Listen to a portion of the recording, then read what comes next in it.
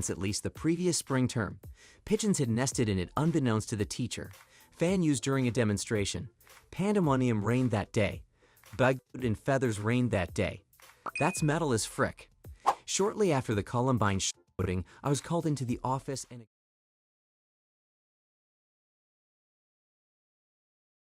guidance counselor tried very awkwardly to have a conversation with me about not mimicking the incident.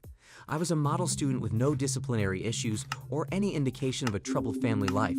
I just didn't have any friends and spent my free time in the library.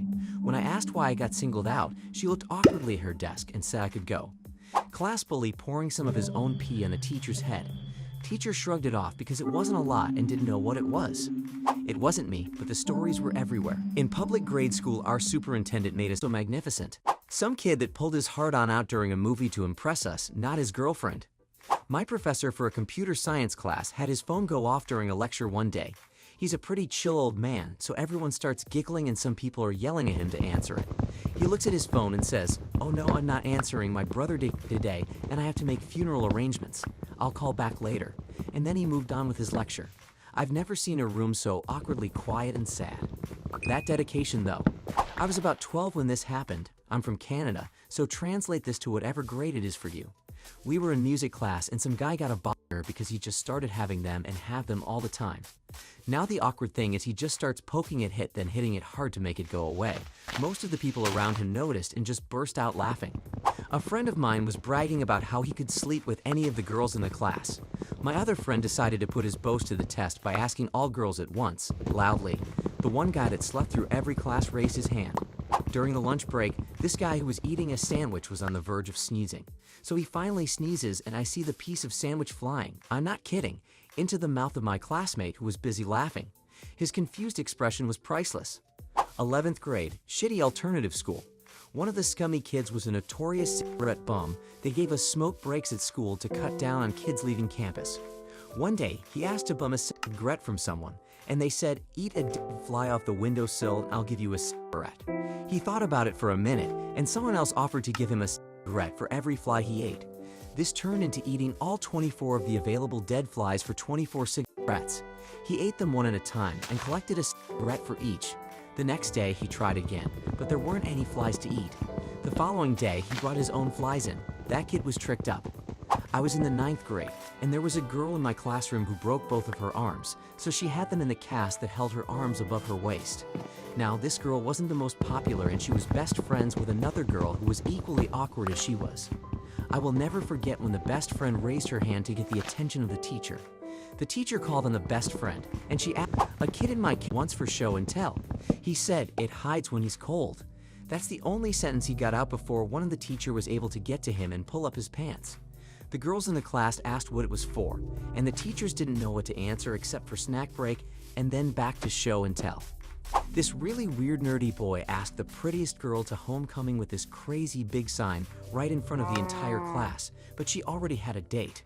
Don't let your dreams be dreams, I guess. Kid in my sophomore math class would massage his girlfriend's bare feet for most of class, every day. That girl was the happiest person in the entire school. I don't know if this is awkward or more uncomfortably sad. When I was in middle school, pretty tight-knit, a kid had on Saturday, I had a couple classes with him, but didn't know him that well. Well, on Monday, my second class of the day had a sub, and the kid who happened to have been in that class. I guess no one clued the sub in, because she called his name during attendance. It was deafeningly silent and felt like the air was slowly being sucked out of the room. After a second or two, she called his name again and several people burst into sobs and ran from the room. Then I heard someone whisper he.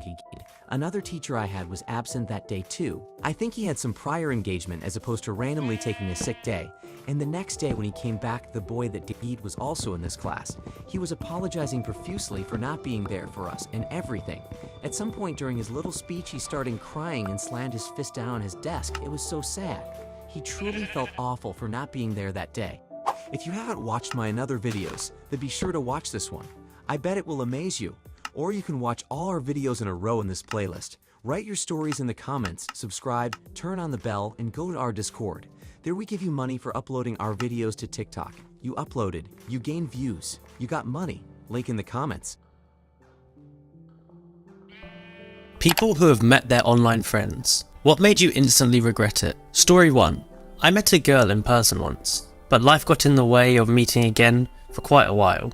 We flirted a ton online and via text. The sexual content was at a peak, and we were talking about all the things we were going to do to each other when we finally saw each other again. Finally, our night arrived. She wanted to meet me at this lame brew bar, but whatever. I figured we'd get a hotel room quickly. I dressed nice, drove out there, and could not find her anywhere. I loop out on the back deck a few times when I finally stopped out there to call her, and it turns out she was back there the whole time. I had completely looked past her a few times already. She's dressed in, like, dirty scrubs. She's not a nurse, so what the f***, and is practically connected at the hip with some other dude. He took one hand off her hips to try and shake my hand. Hey. It was a long day at work today. We're really tired, so we're gonna go home.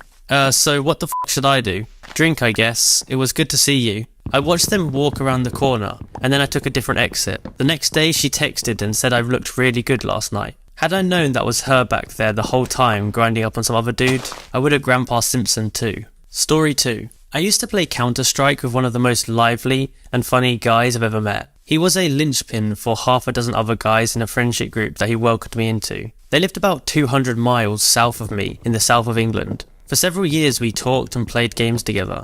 He would brighten my day. I've never loved a friend like I loved him. Before I met him I had no idea he was sick. Like, really sick. He had muscular dystrophy, for which there is no cure, and is progressively debilitating disease. His form started by paralysing his legs, and working its way up to his arms, and eventually his lungs. It wasn't until a few days before I had arranged for my first ever trip down there that he told me about it. It didn't faze me in the slightest. It made me want to go and see him even more. I only saw him in real life twice before he died about a year later. In game and I was back, all in group chat. Either way, we had some great times together slaying people in PvP. Summer comes and it's a company barbecue. I find out she is bringing one of our PV partners to the event. Cool. It was her husband, a cop. I've been virtually sexting her in game, in front of him, for 3 months. What happened next? I was in my mid-20s, and she was mid-30s, so it wasn't weird between us. Her husband was mid-40s, so he probably thought it was hilarious. I ended up quitting my job to unrelated events, and I awkwardly kept in touch with the husband because he went to the same racetrack I did. I mean, I couldn't escape the embarrassment. Story 4. I met a girl I really liked on World of Warcraft, but she lived in another country. After a couple vacations there, it turned into a relationship. I made the decision to move and start a new life there with her. After living there for 4 months, I slowly realised that she was crazy as hell. Huge mood swings paired with a lot of aggression.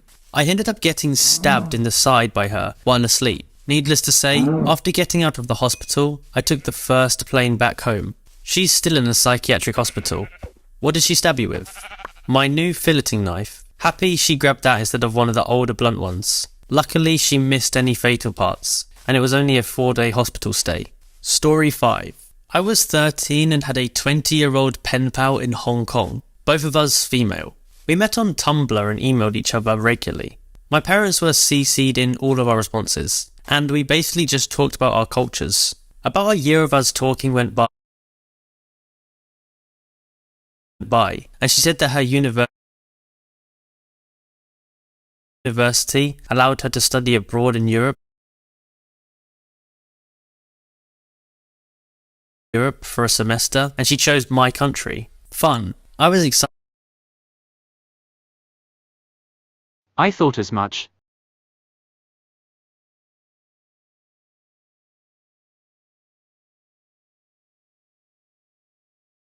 Stressed out by 21 Pilots now playing on Apple Music. Excited. However, some time went by and our friendship kind of faded, to the point where I'd forgotten she was even coming to my country. About 2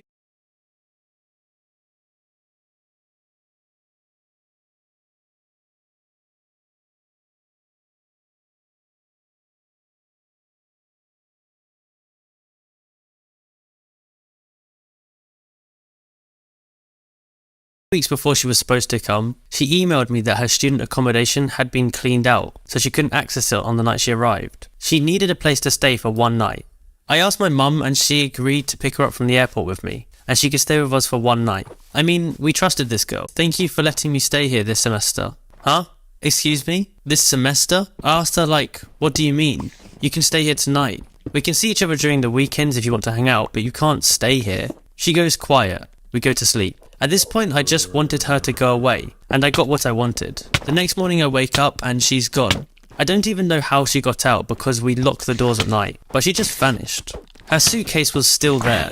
I tried calling her. She didn't pick up. She eventually texted me, asking if my mother could drop off her suitcase at the train station, likely put my address down on her visa application as her place of residency during her stay, and needed to stay at my house in case immigration was going to check if she was actually there. Also, for those wondering why she annoyed me, she treated my mother like a taxi driver, and she shot down everything I said to her.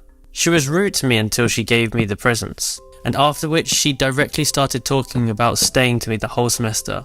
Her and my English were both great, and we had discussed specific dates. I didn't put this in the original comment because I didn't think it would blow up like it did. Story 6. We went to a convention and he drunkenly told me and my boyfriend that he wished we weren't together so he could sleep with me. It was very awkward. And he's lucky my boyfriend...